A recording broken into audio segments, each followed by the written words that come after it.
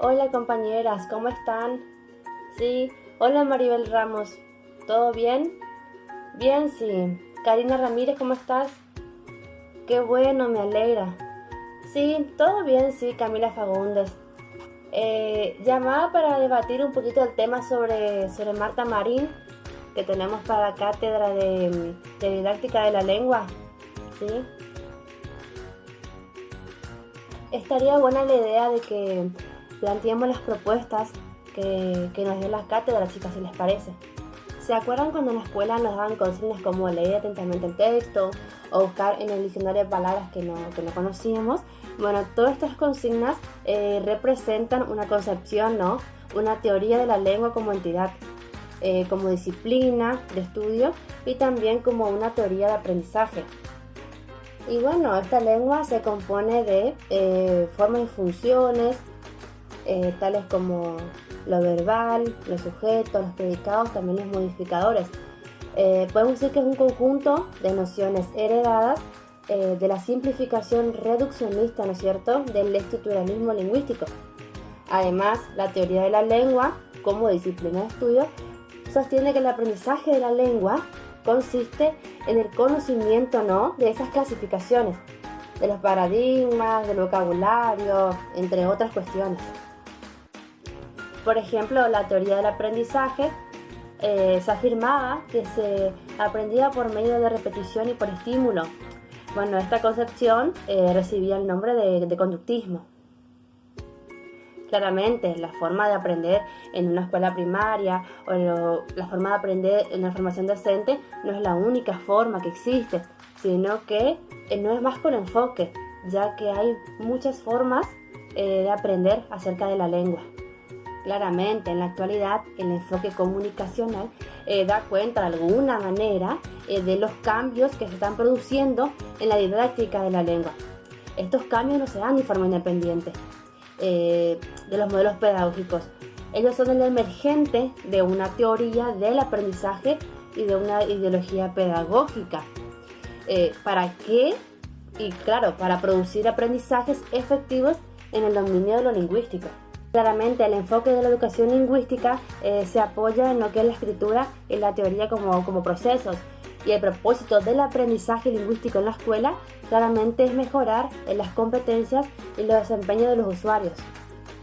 Y cuando hablamos de competencias, podemos hacer referencia a la competencia lingüística, discursiva, textual, la competencia pragmática y la competencia enciclopédica. Vos, Cami, ¿qué idea tenés?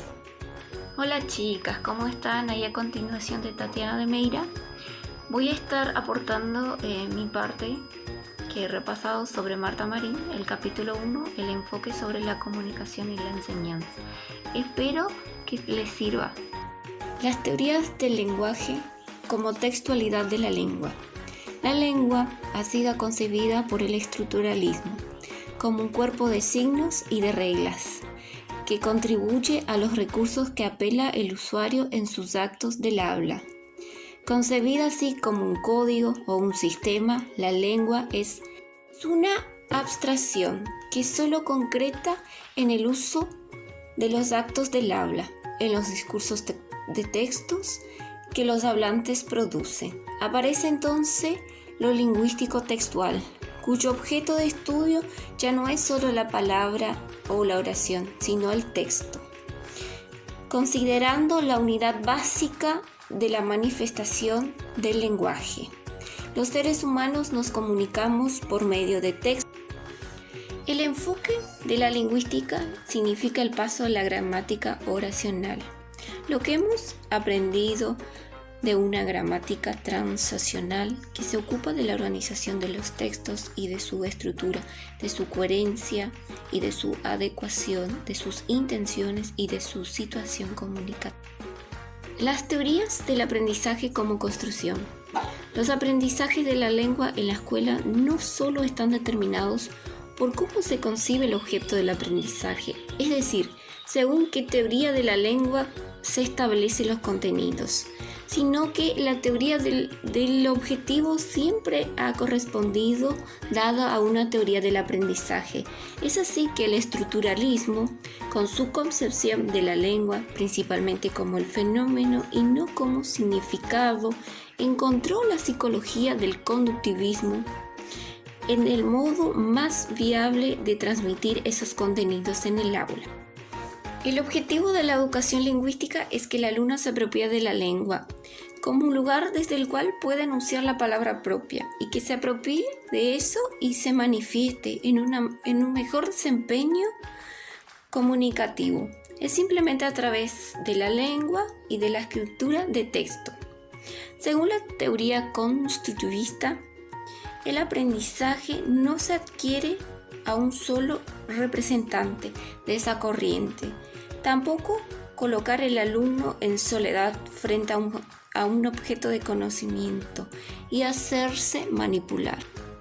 Se constituye a través de tener en cuenta sus esquemas de conocimiento, tener en cuenta la posibilidad de la zona de desarrollo próximo, promover conflictos entre lo que sabe y lo que no sabe, actividades orientadas donde se promueve el aprendizaje significativo, la teoría de la lectura y de la escritura como proceso. Los textos escritos son claramente los hechos de lectoescritura y constituye el material fundamental de la educación lingüística, ya que se trata de interpretar o escribirlos. Aparecen los elementos importantes como la recepción y la producción de textos escritos.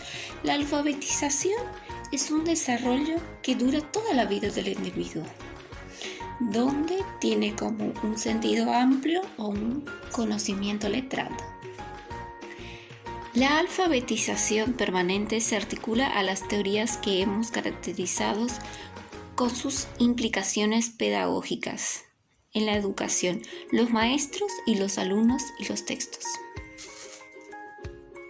El abordaje de los textos de distintas ramas de la lingüística se pueden aplicarse a un enfoque común, las teorías de la comunicación y del enunciado.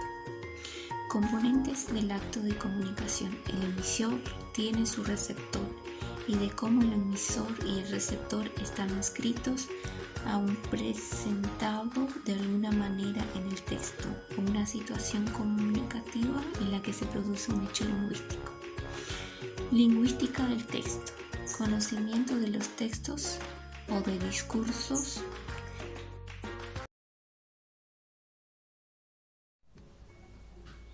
Sí, chicas, las funciones del lenguaje según Roman Jakobson habla de la función referencial, donde el emisor pretende transmitir una información concreta. También habla de la función conativa, donde incita o influye al otro a hacer algo.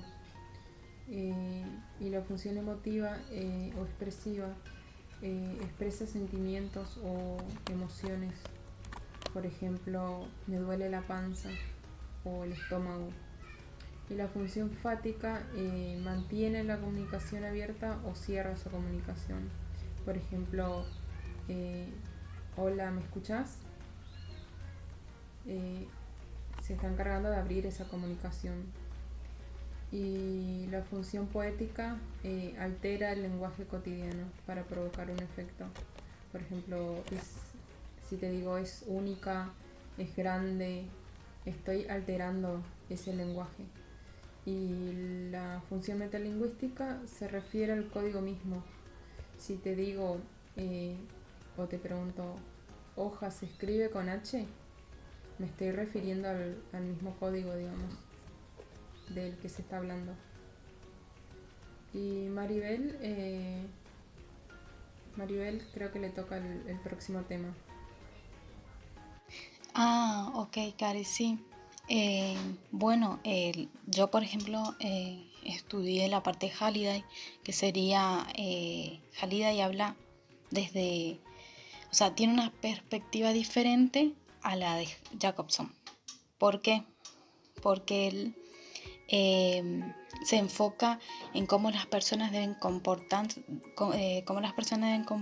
lingüísticamente, ¿verdad? es cierto? Bueno, las variedades lingüísticas, según Halliday, encontramos el dialecto, que es según la región.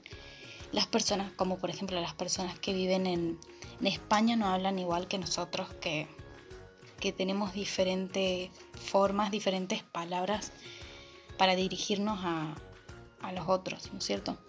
Bueno, el sociolecto es según el grupo social.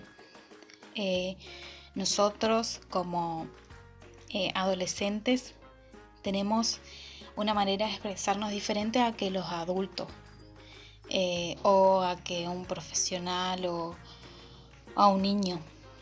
Y por último encontramos el cronolecto, que sería la edad en la que usamos las palabras. Por ejemplo, nosotros los adolescentes tenemos una forma diferente de hablar que desde de los niños. Nosotros decimos gato y ellos entienden al gato por michi o miau o algo así. Y bueno, eso es prácticamente lo que yo estudié por el momento.